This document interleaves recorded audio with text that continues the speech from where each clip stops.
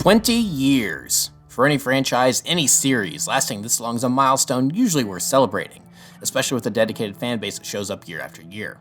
So it feels a little funny that for CoD's 20th anniversary, we got Modern Warfare 3 to celebrate. But let's back up for a second. After Infinity Ward released their rebooted Modern Warfare 2 in 2022 to record-setting sales, most fans assumed that 2023's title would be developed by Treyarch, keeping with the typical rotation of developers. Well, that wouldn't end up being the case, and after having just gone in 2021, Sledgehammer Games was up to bat once again. According to some developers at Sledgehammer that spoke to Jason Schreier at Bloomberg, what we now know as Modern Warfare 3 was thrown together in about 16 months, as opposed to the 3-year dev cycle that the main devs are theoretically supposed to have. And in reality, they had even less time than that, as the project was rebooted partway through development by the higher-ups at Activision. Originally, the game wasn't supposed to be another full release at all, and instead simply be an expansion to Modern Warfare 2. While this has never been publicly confirmed by Activision, various insiders and leaks detailed their original plans, including the map layout for a new Battle Royale map for Warzone taking place in Los Alamos. With the original intent also being an expansion, Sledgehammer set to work remastering the original Modern Warfare 2 maps to help celebrate CoD's 20th in 2023. Overall, this plan sounds like a win-win scenario for everyone involved. Treyarch gets more time to work on their next big game, Sledgehammer doesn't have to crunch to deliver a full game in just over a year, and fans get classic maps to play on. But, as always, Activision can only think about the short term and how quickly they can make a buck. And what I can only imagine is them trying to capitalize off of Modern Warfare 2's success. Activision told Sledgehammer that instead of an expansion for Modern Warfare 2, they were now working on Modern Warfare 3, and all the expectations that came with it. That meant the smaller scale story expansion would require a complete overhaul to even attempt to match up to the scale of the previous two games, and with it, changes to the game at large. For instance, the Los Alamos Battle Royale map got a visual overhaul and became the new Urzikstan map. I also think this had effect on Modern Warfare 2's story content drops as well, as one of the seasons was heavily teasing a rematch between Alejandro and Valeria, only for that to never happen and have little relevance to the ongoing story. Meanwhile, Treyarch was ordered to split some of their team members off and make a new Zombies mode for the game, two mixed results, but that's a discussion for another day. While multiplayer mostly survived the chaos unscathed since the idea was to be a best-of collection to celebrate CoD's 20th, the rest of the game has plenty of cracks in its seams thanks to the shortened development time. Upon release in November 2023, fans were quick to call out the game for how recycled things felt. And while the CoD campaigns hardly get talked about in mainstream circles, I think many players do like knowing it's there and are accustomed to seeing it on their menu screens. So when players jumped into the campaign during early access and found the game could be beat in just under 4 hours on the regular difficulty, many were not pleased. It's been a common narrative to say that Modern Warfare 3 is the worst Call of Duty campaign ever made because of how short it is, but length shouldn't be the only factor when discussing the quality of a story. Throughout my retrospective series through these games, I've played campaigns that got full dev time and are full length and are far worse for a multitude of reasons than Modern Warfare 3. The story and gameplay may have some problems here and there, even some major ones, but there's still good things to be found here, even with the odds stacked against Sledgehammer. So, let's dive in and take a look at what the campaign does right, what it does wrong, and what it had to do to get out the door and appease the corporate overlords.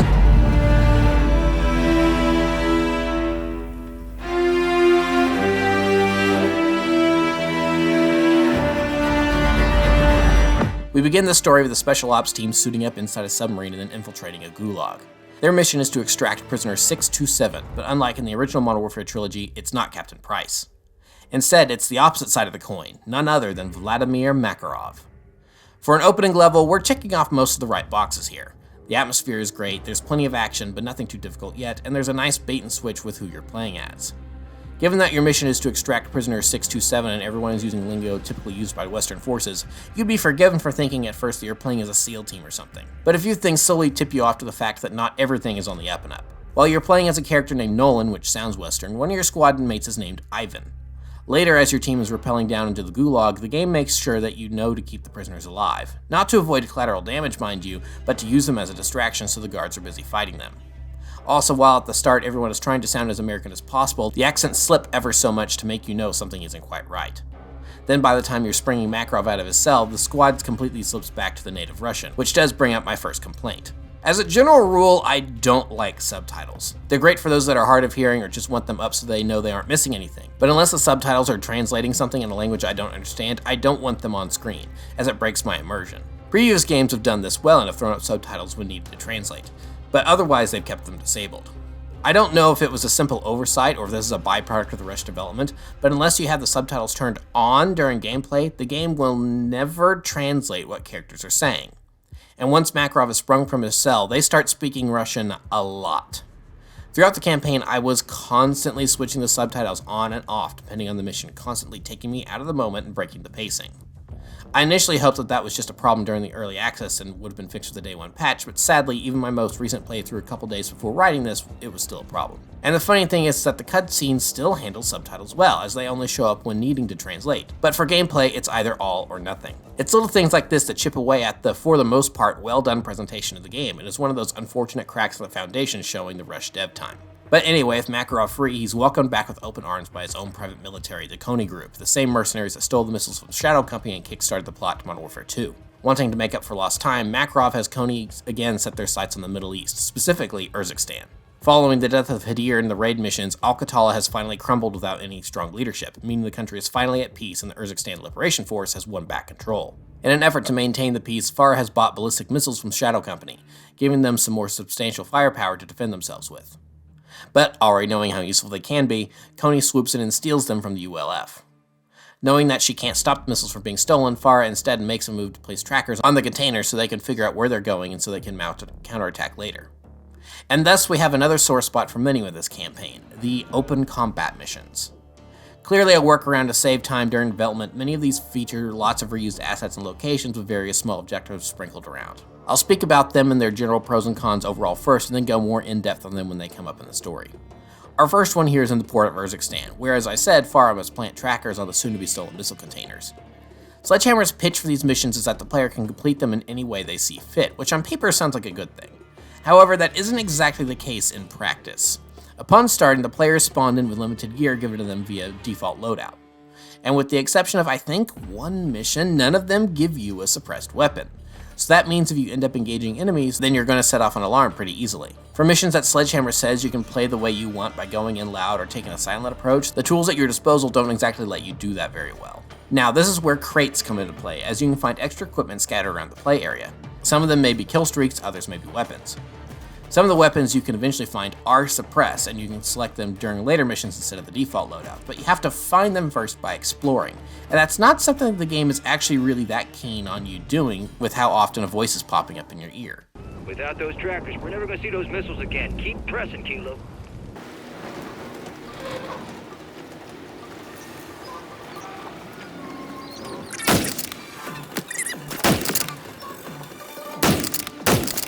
Don't let Coney leave before we plant those trackers. Given that you're alone against a horde of enemy soldiers, it gets really annoying when you're being reminded of your objective about every 30 seconds. Sometimes it pays off to take a slower and methodical approach to a situation, and they even give you a viewfinder to help out with that by tagging enemies, objectives, and equipment. But if you take so much as 20 seconds to scope out an area, you'll end up with someone in your ear telling you to get a move on. So even if you do find suppressed weapons and want to take things slow and careful, the game is badgering you to move. So which is it, Sledgehammer? Can I play the game the way I want, or do you want me to hurry up? I get why games give you prompting every now and then to follow the mission parameters, most games do that, but I feel like the frequency at which they give you a reminder isn't tuned correctly. If I had to guess, it's probably another issue with the development being rushed. But if you can tune out that little voice in your ear, I will say on a second playthrough, I did enjoy these missions way more than the first time, as I had unlocked plenty of equipment and I could choose what to jump in with, giving me more options. It's clear that these missions were intended to be best experienced with multiple playthroughs, almost like Spec Ops missions where you're going for the best time. While I understand the design philosophy they are going for, I don't think being so restrictive with the loadouts of the game upon first playthrough was really the best call. Given how low the trophy and achievement rankings for this game are already, banking on people having multiple playthroughs wasn't the best idea. Now, one thing I actually do like about some of these is the fact that they utilize several areas of Verdansk, the original Warzone Battle Royale map. Given that it hasn't been playable for a few years now, it does offer some fun nostalgic memories as you slink around Gora Dam and the Darkest Ghost. Yeah, it's a reuse of assets, but I think making use of the location more in the story is a smart way to play on nostalgia. So while flawed, I do think that the open combat missions justify their own existence. So back to the story, Farah and Alex are forced to watch their new missiles get carted off by Coney. With Makarov making moves, Laswell sends the 141 to Urzikstan to investigate more ongoing Coney activity. Their first stop is a shut-down nuclear power plant left over from Barkov's days in power. While the 141 is worried that Makarov wants to get radioactive material from it, as it happens, the plant was actually an old storehouse for Barkov's chemical weapons. Despite destroying 3 of Coney's helicopters, they manage to exfil with the chemicals and Price barely escapes when one of the canisters is destroyed. They managed to track Coney to Soviet-era missile silos in the mountains, which is where Farah's missiles have also been taken, so the task force links up with Farah to kill 2 birds with 1 stone, while Laswell heads off to gather intel on Makarov. Price and Farah managed to infiltrate the silo and discover that the explosive warheads inside of Farah's missiles have been replaced with chemical weapons. Unable to stop the launch, Price and Farah simply close the silo doors and let the missile detonate inside the bunker, trapping the gas inside. Unfortunately, at the missile silo Ghost, Soap, and Gazarat, 2 missiles launch and head for the Arklov military base just north of Verdansk. Not only would it appear that the ULF is attacking Kastovia, but Laswell also happens to be at the base. Now, when I saw that we were going to get to play as Laswell, I was pretty excited, as she's a cool character, and given that she's CIA, it seems like she could do some fancy cloak and dagger stuff. Unfortunately, this is one of the 2 big missed opportunities in the game for me. This mission involves Laswell going undercover at the Arklov military base in Kastovia. Now, as far as I can tell in the lore, Kastovia isn't an outright enemy of Western forces, and Laswell sneaking in is more about keeping the Makarov investigation under the radar to not alert anyone he may have on the inside. With this in mind, I was expecting this to be a non-lethal approach as much as possible. Modern Warfare 2 even has a nifty little sleepy time syringe to knock people out quietly. So when trying to get a keycard off a guy to get into the main building and the takedown prompt appeared, I was expecting a syringe or maybe a chokehold to knock him out. Instead, what happened is that Laswell decides to get all stabby and straight up kills this poor guy who posed no known threat whatsoever. I know this is a video game about killing people and making tough choices, but this just seemed a little excessive to me. I mean, there are plenty of leftover animations from the previous game that could have been better suited for a silent takedown, even if killing him was the only option, which the game also never gives a good reason for. Had to be done. That one's on Makarov, not you. Yes, you need the keycard, but did you really need to kill a non-hostile soldier? With more dev time, I could see the writers turning this into another good moment to ask where good soldiers draw the line. And given that Laswell's CIA and not a regular soldier, a debate over the comms with Nikolai why it was maybe necessary would go a long way for justifying a frankly pointlessly violent death. Something else that makes it feel unnecessary is that this is basically the extent of the mission from here, and the rest is basically a cutscene followed by a quick jog and it's over. All the important information in this mission is delivered via cutscene and not in the game itself. So why is this section even playable and not just an extended cutscene? I don't know. Seems like the dev time could have been better spent elsewhere given their limited production cycle on this one. But at least with one murder on her hands, Laswell makes her way inside and meets up with this timeline's version of Yuri. He doesn't appear long, but his character seems to track with what comes before, in that he knew Makarov at one time but didn't see eye to eye with him about how to serve their country. After handing over what fresh intel he was able to gather on his old friend, Laswell and Yuri are forced to flee as the chemical missiles hit and people start dropping left and right. Laswell barely makes it out as Nikolai whisks her to safety. Following the attack, the news is all over the fact that the missiles came from Urzikstan, once again painting the ULF in a bad light, and directly playing into Makarov's hands. And speaking of, the Mad Russian himself is boarding a plane, tying into the end credit scene from Modern Warfare 2. For this mission, we play as Samara, a former ULF fighter traveling abroad. Unfortunately for her, Makarov is going to use this against her. One of his minions throws her into the aisle with a gun in her hand. She's forced to shoot 2 air marshals to defend herself. Before she can get away from the hijackers, though, they grab her and she ends up face to face with Makarov. Hello, Samara. You exceeded my expectations today. What do you think you are? This is about who you are, Samara. What is this? History. Shh. You will be a hero for what you're doing here, Samara. No one will believe you. I am not a terrorist. No. You're a citizen soldier inspired by Farah Karim to fight Russia. You're a freedom fighter. You're Russian. This plane is full of Russians. How could you kill your own people? No, I'm not killing them. You are.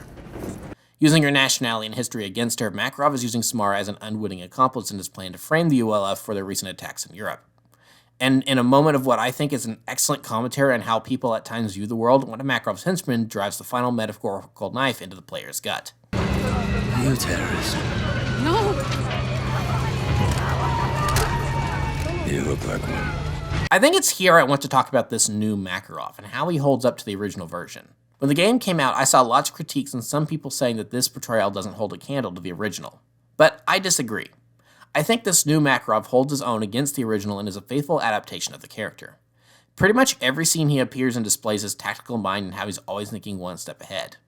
He knows how to use lies and deception against his foes, and every move he makes in this game is some way to throw one for one off the scent of what he's really planning.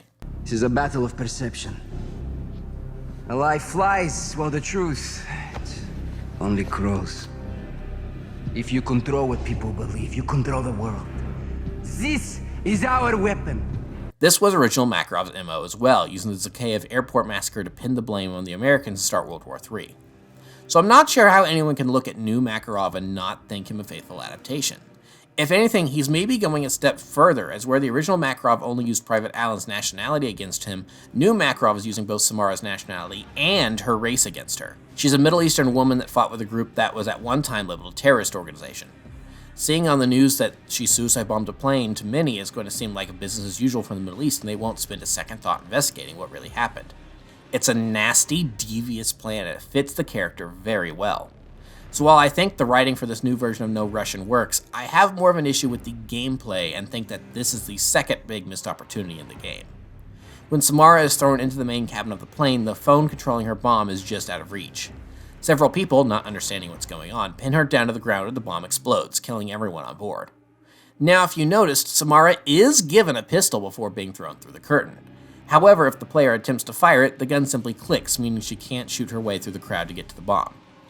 This, I think, is the major failing of the level, and this is the one thing I'll pin solely on Sledgehammer. The original No Russian mission was daring and bold in 2009, and it remains that way today. Killing unarmed civilians en masse like that is a shocking scene to have in any medium, let alone a video game. Given how the original Infinity Ward team managed to weave it into the plot of 2009's Modern Warfare 2, it's something that should honestly be applauded for moving video games forward as an artistic medium.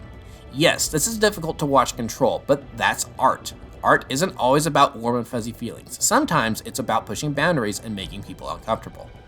So for this new version 14 years later to be too afraid to let you pull the trigger on a civilian, it's almost insulting to the original. In my initial playthrough, I got too caught up at the moment and didn't even think about pulling the trigger on my gun before Samara was restrained, and it wasn't even until later when I was compiling footage that I noticed she even had one.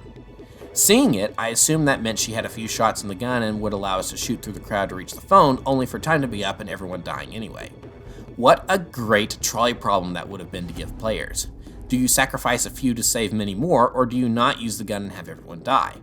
Of course, for narrative purposes, the player is always doomed to fail no matter what decision they make, but for a reboot that spent 2 games now making you think a little more about the rules of engagement and not going in blindly and shooting everything in sight, it felt like such an easy and natural choice to make to continue pushing the envelope with the story. Except, that's not what Sledgehammer does. Having played all of their campaigns now, they more or less play it safe to try and appeal to the most amount of people possible. To be honest, I'm surprised they even give you a gun in the first place if you can't even use it. What's the point? I suppose you could justify it narratively that Makarov is trying to sell the act, but I think a woman with an obvious bomb strapped to her chest sells the illusion enough. It was certainly enough for my first playthrough when I didn't even raise the gun. So while I like how this particular story beat is written out on paper, I do think Sledgehammer missed a big opportunity here to do something a little more interesting and live up to the original. Instead, what we got was a cheap cop-out in execution. But moving on, the wreckage crash lands in Urzikstan and Laswell sends Farr and Alex to investigate what happened. Quickly seeing through the obvious ruse, Farr erases the black box and any surviving cell phone footage so Coney can't use it to pin the hijacking on the ULF. With that part of Makarov's plan foiled at least, the 1-for-1 regroups with Nikolai and Laswell to take stock of the situation. After realizing that Makarov had been on the plane personally, Price and Soap say they regret not putting Makarov down when they had a chance, leading to a flashback. 4 years earlier in Verdansk, just mere months before the events of Modern Warfare 2019, Price, Soap, and Ghost respond to a terrorist attack at the Verdansk Stadium. For me, this gets the closest to Sledgehammer recapturing what makes the 2 newer Modern Warfare games so special. Essentially a smaller, more enclosed version of the Piccadilly Circus mission, Price and Soap have to make their way through crowds of running civilians as Coney, disguised as police, try and gun them down. The player has to check their shots, as one wrong move will end up with a civilian dead to force a checkpoint restart. On veteran difficulty especially, this can get really tedious and annoying. Again, like Piccadilly from Modern Warfare 2019 though, I wish the game would allow you to accidentally shoot a few civilians. Like, you get 3 chances before the checkpoint restarts. I know I'm going on and on about wanting the game to let me kill innocent bystanders, which sounds really bad out of context, but if it happens, I think it needs to mean something. Accidentally shooting a civilian in the flashback and then immediately having the checkpoint reload, I think almost trivializes their death more than if the game just lets you kill them willy-nilly. Instead of making a mistake and having to think about the fact that an innocent is dead because of you, you get a handy-dandy little time warp back in time to try again. Essentially, this lets you kill as many civilians as you want since you'll always get sent back in time, making their deaths even more meaningless. But other than that, I do really like this mission as it still works well as a showcase of Makarov's skills for creating chaos. For instance, a room of medical staff turn out to be terrorists and you stop them just before they can get their bomb set up. Following that, Price and Soap take out an ambulance that refuses to stop for them, and sure enough, who's in the back? Makarov. From there, he's taken into custody where General Shepard and Ghost are waiting for pickup. But did you ever wonder why the airport in Verdansk has a big hole in it? Well, it's because Makarov blew it up. As it turns out, the airport was the main target. The stadium was simply a distraction to keep the authorities away. Presumably, it's this event that led to the city becoming unstable and ripe for takeover by Al-Qatala later that year, followed by an every-man-for-himself melee in early 2020. Soap almost kills Makarov for his crimes, but Price gets him to stand down as they don't execute prisoners. Cutting back to the present though, the team is now questioning if following those rules has now put them in this mess. But before they can contemplate that too much, they get a call from their old pal General Shepard, who says that he has intel on how to get to Makarov. Also, to no one's surprise with the 1-for-1s, Graves is also alive.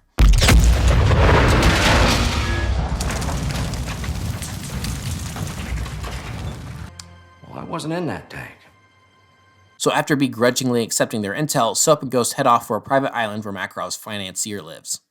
The two infiltrate the island in another open combat mission, also the only one I think was uniquely designed for the game instead of just reusing a bunch of assets, and manage to get Makarov's financial details out of his broker. From there, Price and Gaz infiltrate an old apartment building in St. Petersburg and kidnap Makarov's right-hand man Nolan. While they aren't able to get anything out of him, they do learn that a CoD convoy is moving to a safe house near the Arctic Circle, so the 1-for-1 heads over hoping to find Makarov among the passengers. Instead of finding their target, they find a freshly captured General Shepard. Still sore after their little kerfuffle the year prior, everyone begrudgingly agrees to work together to survive and take out Makarov once and for all. After a mission heavily reminiscent of Contingency from the original Modern Warfare 2, the 1-for-1 gives Shepard an ultimatum. After Makarov is taken out, he goes before Congress and fesses up to the illegal weapons shipment to Farah and points the finger at Shadow Company for getting trigger-happy back in Las Almas. If not, no deal, and he stays in the cold. Without many good options, the Journal agrees, and the team gets back to work on shutting down Makarov's plans. First, Ghost and Soap head back to Verdansk and save the Gora Dam from being destroyed and the water source contaminated. Meanwhile, Price, Gaz, Farah, and Alex stage an assault on the CoD base in Urzikstan to find and destroy Makarov's selection of chemical weapons. Covering them from the air as Graves is an AC-130. While not as engaging as the missions in Modern Warfare 2, given that it's just one location instead of two, I don't think I'll ever get tired of blowing things up from afar. But during the fight, they get intel that Makarov is in a helicopter trying to stop the assault. Graves sends the bird crashing and burning, giving Shepard and Graves all they need for a good pat on the back and a job well done. Despite not being sure to kill themselves, Price the 1-for-1 regroup and watch the congressional hearings on what exactly happened back in Mexico. General Shepard, in October of 2022, did you authorize Shadow Company to fire on a task force under your command in Las Almas, Mexico? No, I did not. Mr. Graves, were you given orders to use lethal force against TF-141? Yes, I was. Quiet in this chamber. Who gave you those orders? General Herschel Shepard. Did you act on those orders, Mr. Graves? No, absolutely not, sir. Quiet! So, I think there's a couple ways to interpret this. As of now, I'm still of the mind that Shepard didn't actually order Graves to kill the 1-for-1 and instead told him to send them home, but the situation got out of hand thanks to Shadow Company Goon number 3. If that's the case and Shepard is telling the truth that he didn't order the hit, I love seeing how Weasley Graves is being by lying in front of Congress. If the game does want to say that Shepard gave the order to kill Ghost and Soap in Mexico, then good on Graves for betraying him, just let the two snakes deal with each other. But the 1-for-1 has bigger issues to deal with than Shepard and Graves getting into a spat. Intel has picked up a trace that Makarov is in London and not dead like Shepard was so eager to announce. The team head home and pick up the trail of a hacker who has handed a flash drive over to CoD forces. Catching up to them too late, CoD has already activated the malware and have taken control of the tram lines in London, including those going into the Chunnel. Working out what Makarov's plan is, the team splits up to cover more ground and firefights ensue among the fast-moving trains. It's best to mind the gap here. Soon enough, though, Price and Soap locate a massive bomb powerful enough to sink the Chunnel to the bottom of the English Channel, and Soap gets to work defusing it amid heavy fire. But in the midst of disarming it, Makarov finally appears in person, and after a brief scuffle, Makarov shoots Soap dead and escapes.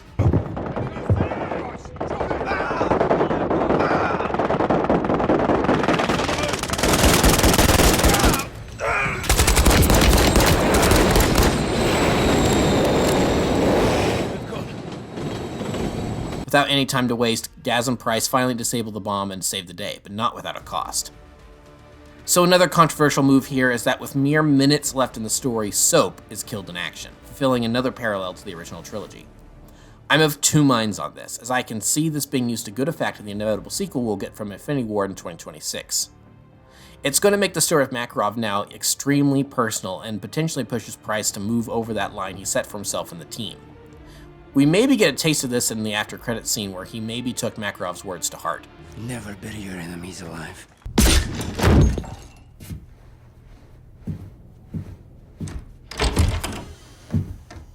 But given how Modern Warfare 2's end-credit scene ended up taking place midway through this story, it remains to be seen where this one takes place, and there may be other factors in play by the time we get to Modern Warfare 4. So while I can see Soap's death being a smart move for the overall story in the long run, I do understand why people are upset with it now. Soap is one of the most popular Call of Duty characters, and his death in the original trilogy was shocking and heartbreaking.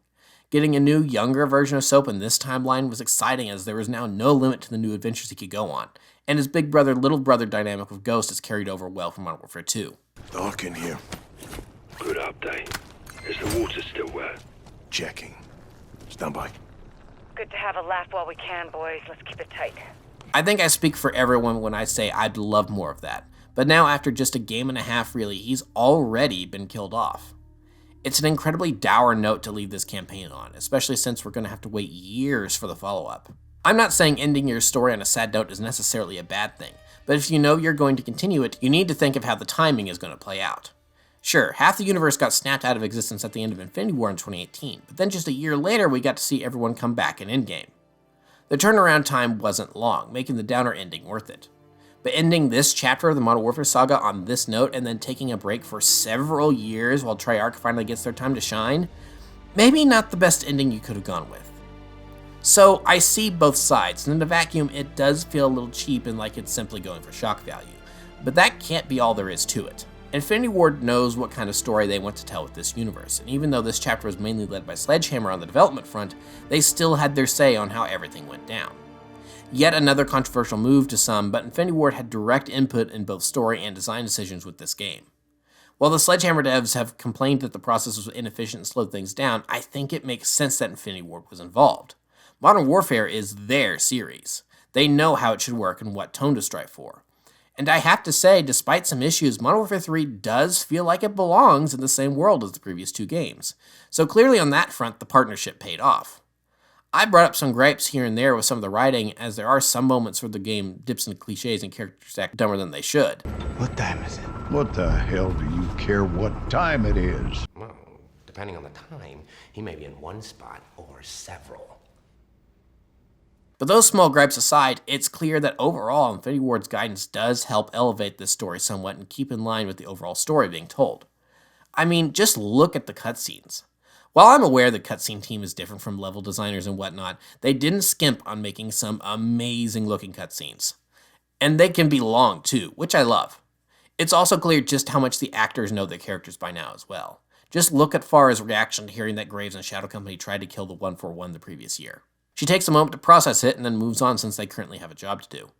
She knows Price isn't lying, but it puts her in a tricky spot. She relies on Shadow Company's munitions to keep her country safe, but they also turned on some of her most trusted allies. Later, she even tries to mediate between the two during their joint-op, but it's clear that things are too frayed there. I also love that Gaz is stepping up more, showing his growth from Modern Warfare 2019. When Price struggles to see the big picture because of his loyalty to his men wanting to put those that threatened them into the ground, Gaz steps up as the voice of reason to bring Price back down to earth. The game is sprinkled with these great little character moments, even down to Nikolai listening to Russian screamo death metal music, which I don't know why, but I find both hilarious and very fitting for his character. Nikolai! Laswell!